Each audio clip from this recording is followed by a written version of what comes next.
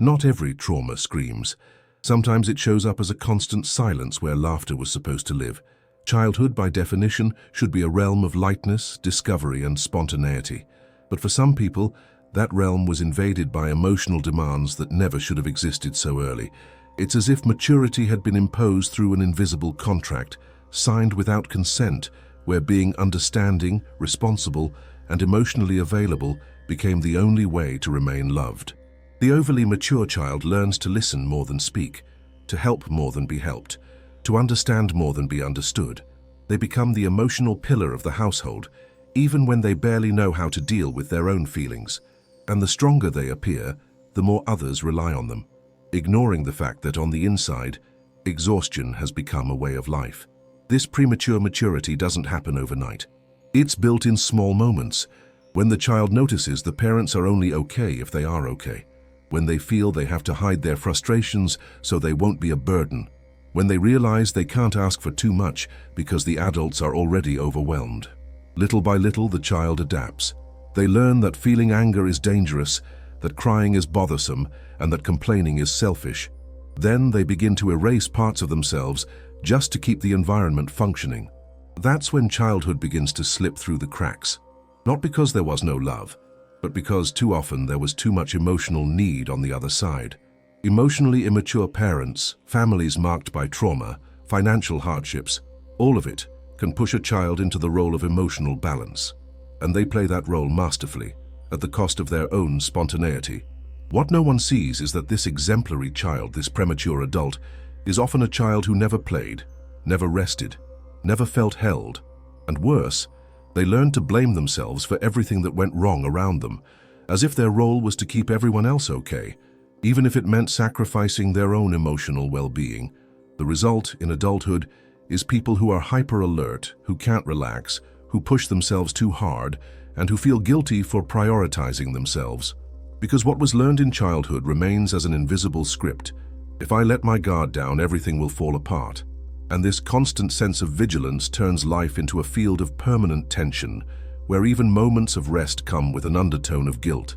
The pain of having been too mature isn't just psychological, it leaves marks on the body, on relationships, on how one handles boundaries and pleasure.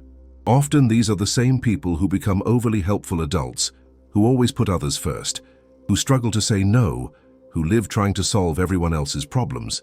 And when, for whatever reason, they can no longer uphold that role, emotional collapse soon follows. Because behind the shell of maturity is a tired child, a child who never asked to be strong, but who learned that being weak was far too dangerous. And it is exactly this child who urgently needs to be heard, embraced, and set free. On the outside, these people might seem put together, organized, even admired for their strength. But on the inside, they carry an unspoken grief. The grief of a childhood they were never allowed to live. And that grief must be recognized, not to assign blame, but to reclaim the right to be whole. True maturity is not born from repression, but from integration. And no one can integrate what was silenced without first having the courage to look at it with honesty. A stolen childhood does not have to be a permanent destiny. It can be reclaimed, even late in life, when the adult finally decides to care for the child they were once forced to abandon. Inside many homes, there is a role reversal that no one dares to name. A silent exchange of places where the child, still small, still developing, becomes responsible for the emotional well-being of the parents. This inversion, known as invisible parentalization, turns affection into debt and care into duty. The child stops being cared for and starts taking care, not in the practical sense of cooking meals or paying bills, but in something more subtle and devastating. They become the emotional support system of the family. It's the child who comforts the mother when she cries, who tries to keep the father calm when he loses control, who adjusts their behavior to avoid causing more problems. To outsiders, it looks like a mature for their age child. But behind that maturity lies abandonment, disguised as admiration. Emotional parentalization is not easy to identify because it is deeply normalized. Many parents, overwhelmed by their own pain, unconsciously push emotional burdens onto their children. When they say things like, "You're my rock," "Only you understand me," or "You're the only one who listens to me," They are actually transferring responsibility for their emotional stability, and the child, craving love, belonging, and validation, accepts this role. They learn to listen before they even know how to express themselves, to comfort before ever being comforted, to suppress their own feelings so as not to disrupt anything. And this pattern repeats until, in adulthood, they no longer know the difference between caring and emotional obligation. The psychological impact of this process runs deep. The child grows up believing they must be useful to deserve affection, that they can't disappoint, can't make mistakes, can't need too much. Love becomes conditional on emotional performance. And this creates adults who are hyper-attuned to the needs of others, who preempt conflict, who have a painfully sharp sensitivity to others' emotions, but who don't know what to do with their own. People who feel uncomfortable receiving care, who feel guilty for resting, who carry the world on their shoulders without knowing how to let it fall, because they understood, from early on, that their role was to keep the adults standing, even if it meant dragging themselves internally. This phenomenon is not about ingratitude. Many of these children still love their parents deeply, and that's why they feel guilty even thinking about breaking this cycle. But it's important to understand, love should not be confused with duty, and parental roles cannot be emotionally transferred to someone who doesn't even know what they feel yet. Breaking this dynamic is an act of rescue, not rebellion. It means recognizing that forced maturity is not a virtue, it's a defense. That having been strong too soon is not a sign of evolution, but of lack of care, and that no one should carry another's pain as a condition to be seen. Looking back with honesty, many people realize they spent years trying to save their parents from alcoholism, sadness, loneliness, or emotional instability. And while that effort may seem noble, it comes at a high price. It prevents the development of an autonomous identity, because all psychic energy is invested in keeping the family emotionally afloat.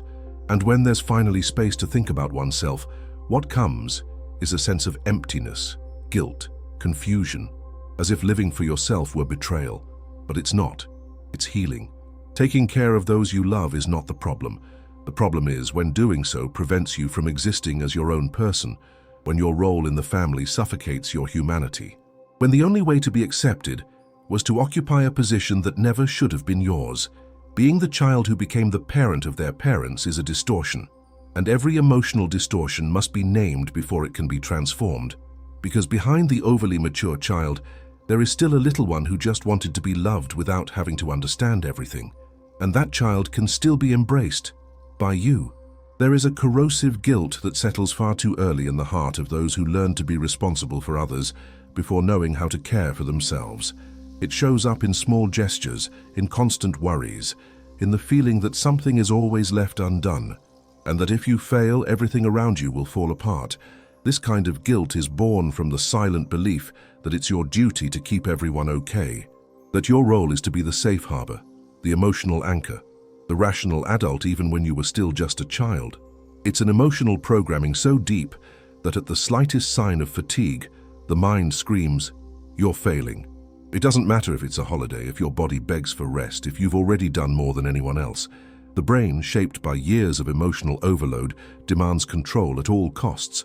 And the feeling is one of constant inadequacy, as if nothing is ever enough. This guilt doesn't come out of nowhere. It's fed over years of subtle reinforcements. Phrases like, "You're the only sensible one in this house," or "I couldn't cope without you," sound like compliments, but they're emotional shackles, because when a child is praised for maintaining order, they learn that their worth lies in solving problems. And when that worth becomes tied to emotional performance, failure begins to feel like unworthiness. The fear of disappointing replaces the freedom to make mistakes. And so, even the smallest failure triggers a wave of self-blame and shame. As if living in exhaustion weren't enough, there's also the burden of feeling constantly inadequate. In adulthood, this guilt shows up in countless ways. People who don't know how to ask for help, who struggle to delegate, who feel bad for saying no, who constantly try to avoid conflict, take on responsibilities that aren't theirs, and compensate for others' mistakes with their own effort.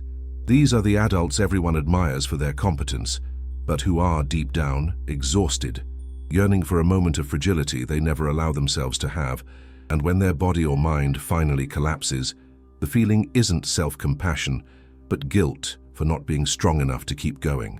This guilt has deep roots, but it's not inevitable. It can be reprogrammed when we begin to question the origin of these inner demands. When we ask, why do I feel responsible for everything? Who taught me that failing is unacceptable? Who would be disappointed if I simply rested? When we bring those answers into consciousness, the weight begins to lessen, because the problem was never your capacity. It was the emotional overload imposed on you. And no one can carry the balance of the entire world without eventually losing their own center. We must make peace with the idea of failure. Understand that keeping everything together isn't human, it's inhuman. That taking care of yourself isn't selfish, it's emotional responsibility. That saying, "I can't right now," is just as valid as helping someone. Guilt only dissolves when we give ourselves permission to be incomplete, imperfect, unfinished. Because being human doesn't mean being tireless. It means being real, and you no longer have to prove anything to earn rest. The time of carrying old guilt has passed. Now it's time to let go. There is an armor that many people put on far too early, and over time it becomes indistinguishable from their own skin. It's the mask of self-sufficiency. That image of someone who never needs help, who always knows what to do, who is strong, composed, and emotionally available for everyone, except themselves. The overly mature child learns early on that showing need is risky, that vulnerability makes others uncomfortable, that asking for help might be ignored, and that showing weakness could shake the fragile emotional structure of the home. So, they become the prematurely ready adult. Not because they were prepared, but because they had no choice. And over time, that position stops being a defense and turns into identity, the strong one, the capable one, the independent one. But no one is born self-sufficient. Absolute self-sufficiency is an illusion built on unacknowledged emotional deprivation. Behind this exemplary behavior, there's always a silent pain, the pain of never truly being cared for. The child who had to figure things out alone becomes the adult who doesn't trust others' care, who refuses help, not out of arrogance but out of habit, who feels safer giving than receiving, because receiving means making room, and making room requires trust, something that was broken long ago. And this is how seemingly well-adjusted adults emerge, yet are emotionally isolated. People who are always there for others, but don't know how to let someone be there for them. Who are more comfortable helping than being helped. Who believe vulnerability is dangerous, and that being strong is the only way to exist with dignity. The problem is that this mask comes at a high cost. Maintaining a constant image of control and strength demands energy, effort, and denial. Denial of their own fears, their own pain, their own limits. And when life demands more than that facade can hold, collapse is inevitable. It's not uncommon for highly self-sufficient people to reach a breaking point without anyone around noticing, because they always looked fine. But inside, the emptiness expands, the isolation deepens, and the sense of loneliness intensifies. And when they finally seek support, they feel awkward, out of place, even ashamed, because they've been so conditioned to be strong that they've forgotten how to ask for comfort. Dismantling that armor doesn't mean becoming fragile or dependent. It means rather allowing yourself to be human, making space for uncertainty, for mistakes, for fatigue. It means letting others have the chance to care for you without that diminishing you. Being strong all the time isn't a virtue, it's a prison. And freedom begins when you understand you don't have to protect yourself constantly, that you can rest, stumble, change your mind, that you cannot know, that you can need.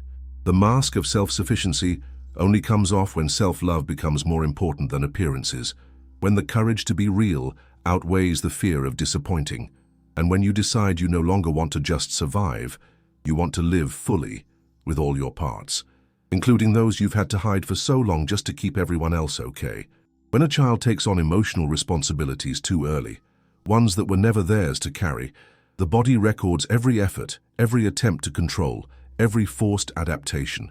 Growing up as the conflict mediator, the household adult, the emotional anchor of the family doesn't just leave marks on the mind. It leaves physical scars. It tightens muscles, alters breathing, accelerates the heart rate even at rest. The body learns to function in a state of alert. Emotional hypervigilance becomes physiological hypervigilance, and over time rest becomes an unfamiliar state. Sleep doesn't relax, vacations don't bring relief, breaks offer no comfort, because something inside remains switched on as if the world might collapse the moment you finally let your guard down. This constant state of alert is often mistaken for drive, focus, or energy, but in truth, it's survival. These are people who live at full speed, hyper-connected, always productive, and who feel guilty when they stop. Not because they want to be high-performing all the time, but because deep down, they were conditioned to believe that resting equals irresponsibility, that slowing down is selfish, that relaxing is dangerous, because their entire childhood was structured around the urgency of maintaining emotional stability, and the body, in order to protect that, learned never to switch off. That's why many of these adults develop psychosomatic illnesses, insomnia, chronic pain, physical anxiety, difficulty breathing deeply, gastrointestinal issues. The body says what the mind never had permission to express. There is also a deep distrust of pleasure. A childhood shaped by function rarely allows for genuine moments of joy, and the brain grows used to discomfort. Later in life, when pleasure appears, in moments of leisure, emotional connection, or even sexuality, the person feels guilt, unease, or simply doesn't know how to receive it without putting up a shield. The nervous system doesn't recognize that sensation as safe, and so pleasure becomes foreign territory. The body reacts with tension to what should bring lightness. This reinforces the belief that living for oneself is wrong, that allowing yourself to feel is dangerous. That slowing down is exposing yourself. Breaking this cycle requires more than superficial self-care. Booking a massage, taking a weekend off, doing yoga once a month. None of that is enough. The body only learns to rest when the mind feels safe. When the unconscious understands it, no longer has to control everything. And that process begins with the emotional, recognizing that what you did in childhood wasn't a choice, it was survival. That the hyper-functional body you admire today might actually be a traumatized one. That your productivity might be a form of emotional numbing, and that rest must be relearned, not as a luxury, but as a biological and emotional necessity. You have the right to exist without being on high alert, to live in a relaxed body, to walk without urgency, to breathe deeply without guilt, to feel pleasure without shrinking. Your system wasn't built to hold the world together, it was built to live. And even though you were forced to grow up too soon, it's still possible to teach your body that it no longer needs to defend itself all the time. That learning takes time and courage, but it begins with a simple act of listening. What is my body trying to tell me? Because maybe deep down it's just asking for what no one ever gave you, permission to rest. A child doesn't stop feeling just because they're not heard. They simply learn to stay silent. When the family environment lacks space, time, or maturity to deal with the child's emotions, the child adjusts their behavior so they won't bother, won't disrupt, won't draw attention. Sadness becomes silence. Anger turns into stiffness. Frustration morphs into withdrawal. And little by little, what needed to be expressed starts accumulating in an invisible space within the body. These are the unvalidated, unacknowledged, unwelcomed feelings. And over time, this emotional buildup creates an adult who doesn't know how to name what they feel, who suppresses tears naturally, who says, "I'm fine," while something inside is begging for help, because no one ever taught them that feeling wasn't wrong. On the contrary, everything was conditioned to seem functional, well-behaved, useful, as if emotion were a flaw. The overly mature child is often the one who had to be emotionally neutral, so the adults around them wouldn't become even more unstable. It's the child who, when expressing discomfort, was met with responses like, "You have no reason to feel that way," "Look at all I do for you," or "Stop crying right now." And the still developing brain absorbs this. Feeling is dangerous. Showing pain leads to rejection. So adaptation begins, not as a choice, but as a necessity. It's a child who protects themselves by going quiet, and that silence shapes everything. It seeps into friendships, intimacy, decisions, until the person becomes someone who constantly rationalizes what they feel, justifies what bothers them, minimizes what hurts, even when that pain has become part of daily life. The result is a kind of emotional freeze. These are people who care for others easily, but freeze when trying to care for themselves. Who can analyze feelings as if they were watching from the outside, but can't experience them without guilt or shame. Who fear deep emotional connections because they don't trust that others will know how to handle their most sensitive layers. They are functional adults but emotionally frozen, and no matter how competent they seem, they carry a deep longing inside, to be seen in their vulnerability without being corrected for it. Liberation begins when one realizes that repressing emotion is not strength, it's defense, that emotional neutrality is not balance, it's blockage, that the ability to understand others can no longer be used as an excuse to ignore yourself. Reclaiming suffocated emotions isn't regression, it's true maturity.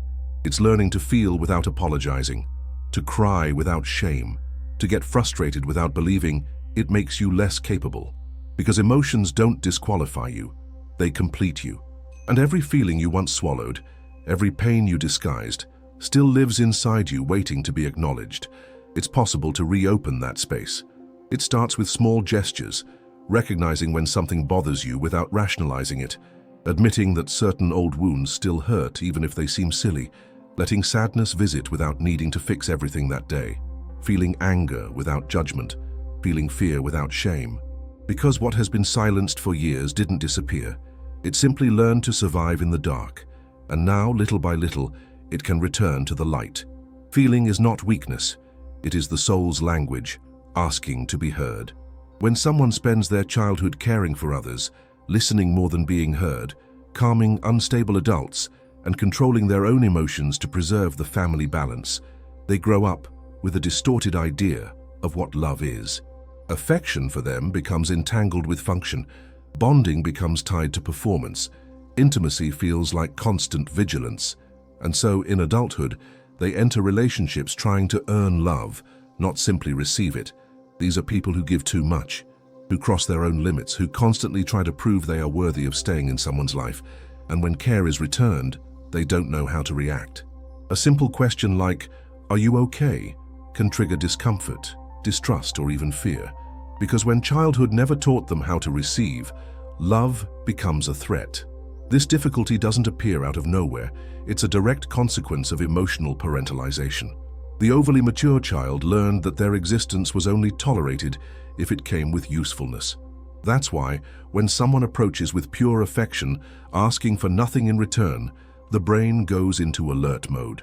The automatic questions are, what does this person want from me? Or how long until they realize I'm a burden? This creates emotionally unbalanced relationships, ones where the person gives intensely, but cannot trust they'll be loved without effort, where there's a constant fear of being left, not because of neediness, but because their foundational emotional experience was of conditional love. I'm only accepted if I'm strong, if I'm useful, if I perform. Many adults shaped by this pattern choose emotionally unavailable partners, unbalanced relationships, or take on the role of savior, and they do this not out of masochism, but because that's where their emotional script plays out. Familiar pain is known, and what's known, even if painful, gives the illusion of safety. Loving someone who doesn't love them back with the same intensity feels more comfortable than loving someone who offers genuine presence. Because care without demand is territory their emotional system doesn't know how to occupy. And this unfamiliarity feeds a cycle of sabotage. They reject healthy affection, push away those who offer real love, and unknowingly reinforce the belief that they're not worthy of being cared for. Breaking this cycle requires, first and foremost, awareness. One must understand that the difficulty in receiving isn't a flaw, it's an emotional scar. It's the result of years spent as an energy giver who was never replenished. And only when this truth is understood can a new way of relating begin to take form. A way where love doesn't demand performance, where affection can be received with ease, where you don't need to be on high alert all the time or justify your existence, where being cared for isn't humiliation, it's an emotional right. Accepting another's care is a powerful form of healing, because it's through safe relational experience that the brain relearns what love is. Not the kind of love tied to performance, but the kind that welcomes even your exhaustion. The love that doesn't require masks, that allows you to fail, that stays even when you can't be strong. That love exists, and you don't need to do anything but be yourself to receive it. It's time to let that love in, without defense, without debt, without fear. Not every grief comes with a coffin. Some live silently inside seemingly functional adults who carry the absence of a childhood that never truly happened, not because there wasn't time, but because there wasn't space. The child who grew up too responsible, too aware, too necessary, never had the chance to just be a child, never had time for mistakes, for crying freely, for being held without conditions. And when adulthood arrives, with all its demands and pressures, many of these people realize that something was left behind, something essential, vital, lost in the timeline of forced maturity, and that something has a name, the real child you were, but were never allowed to be. This grief is complex because it's invisible. Society admires the mature child, applauds the responsible teen, praises the productive adult. But no one asks what had to be silenced to sustain that performance. The overly mature child is praised for being different, for helping at home, for not causing trouble. But no one sees that to achieve that, they had to give up on themselves. And the truth is, the child never disappears, they just go into hiding. They grow but remain needy. They wear adult clothes but still crave spontaneity, freedom, and validation. And when that desire has no space for expression, it turns into melancholy, into a sense of emptiness, into existential crises that are hard to name.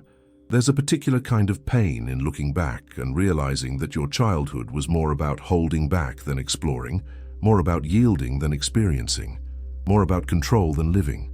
And that recognition can bring guilt. My parents did the best they could. Others had it much worse. It wasn't that bad. But grief isn't about comparison. It's about absence. And the absence of a free childhood is something that must be named, because while that grief goes unacknowledged, it continues to shape how you live, feel, and love. It keeps sabotaging your lightness, your creativity, your ability to exist in the world without needing to justify yourself. But this grief is also a path to liberation. When you allow the pain to surface, the pain of what was missing, what wasn't lived, what was demanded too soon, you begin to create space for healing.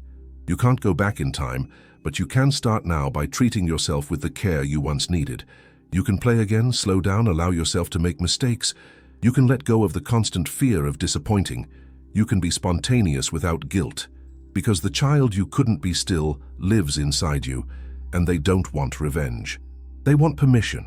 They want space. They want to breathe. Validating this grief is essential to break the cycle, because if it's ignored, you'll keep demanding from yourself the same suffocating maturity that was once imposed. You'll keep pushing, punishing, repressing yourself.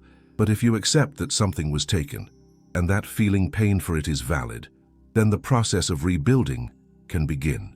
You can look at that inner child with kindness, tell them that now it's safe, that now they can rest, and little by little lightness returns, not as an escape, but as restoration.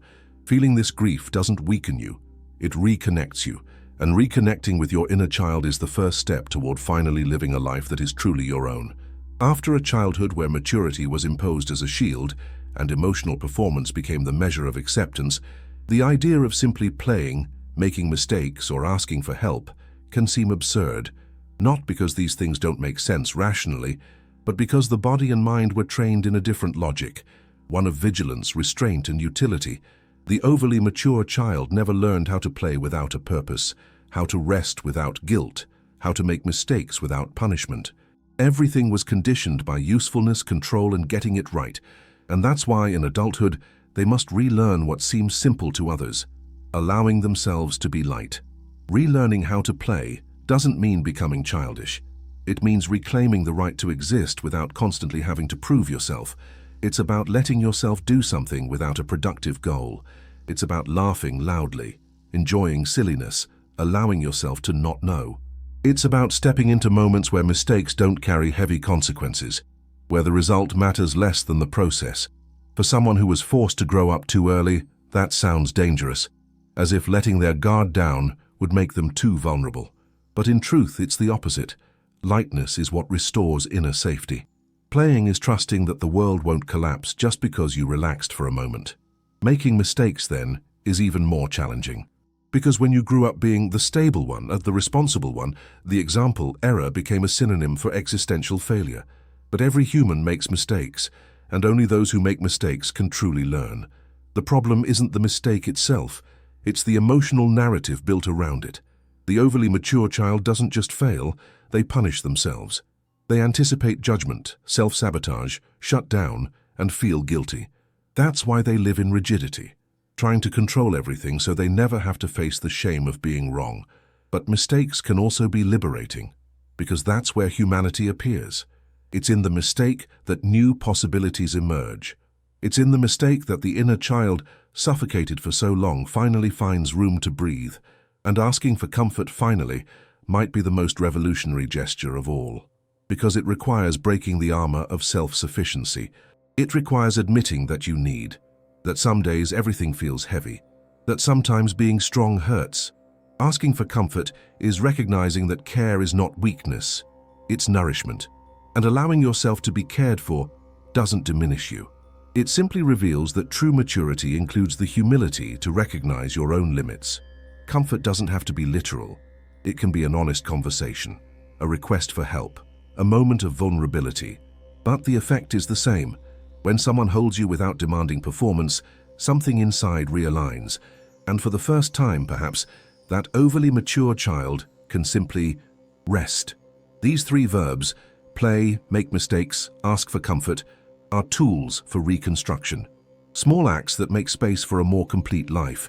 They don't erase the past, but they reshape the present. They teach the body and soul that it's no longer necessary to live on alert. That now it's possible to live with lightness, with truth, with humanity. The overly mature child doesn't have to keep playing that role. They can, in fact, relearn how to be cared for. And in that relearning, finally stop being only strong and begin to be free. There's an emotional lie many of us carry as if it were a virtue, the idea that being strong all the time is necessary to be worthy of love, respect, and belonging. This belief is especially common among those who were forced to grow up too early, people who, still in childhood, discovered that their pain made others uncomfortable, who learned they had to keep everything under control so they wouldn't become a burden, who realized that if they showed vulnerability, they'd be ignored, ridiculed, or blamed. And so, strength became defense, and defense became identity. But the truth is, no one can be invulnerable all the time. And the more you hide behind that image of unwavering strength, the further you drift from who you truly are. Being strong all the time is exhausting. It's not true strength. It's burnout, disguised as performance. It's the body saying, "I can't take this anymore," while the mind replies, "But I have to." It's smiling when everything inside feels tight. It's being present for everyone while being absent from yourself. It's growing used to silence, to loneliness, to the constant feeling of carrying an invisible weight. And the cruelest part is that often no one notices, precisely because you always seem okay, functional, steady. People rely on you because they've learned that you can handle it. But what happens when you can't? When your body breaks down, your mind collapses, your soul shuts off. Who are you when you can no longer uphold that image? That's the moment many realize their emotional fortress has become a prison that stops them from asking for help, from showing pain, from admitting faults, because the fear of disappointing others outweighs the desire to be authentic. But real strength isn't about constantly enduring. It's about knowing when to allow yourself to be cared for. It's being able to say, "I can't today. I need help today. I feel fragile today." It's making room for others to be your support, not just spectators of your silent struggle. No one loses worth by showing vulnerability. On the contrary, that's where true connection lives. To be human is to be contradictory, inconsistent, imperfect. And recognizing that doesn't diminish you. It frees you. It frees you from the role of savior, from the character of balance, from the mask of permanent maturity. You can be strong and sensitive. You can be firm and still have breakdowns. You can care for others and need care yourself. You can inspire people and still battle your own inner chaos. Emotional authenticity is an act of courage, and courage isn't the absence of pain. It's the decision to stop hiding inside of it. You don't need to prove anything anymore. Not to your family, not to the world, not to your past. You are worthy of love even on the days when you can't hold anything together. You deserve rest, even when your schedule is full. You deserve care, even if you learned never to ask for it. Because being strong is good, but being real is better. And being real sometimes is simply saying, "Today, I just want to be held."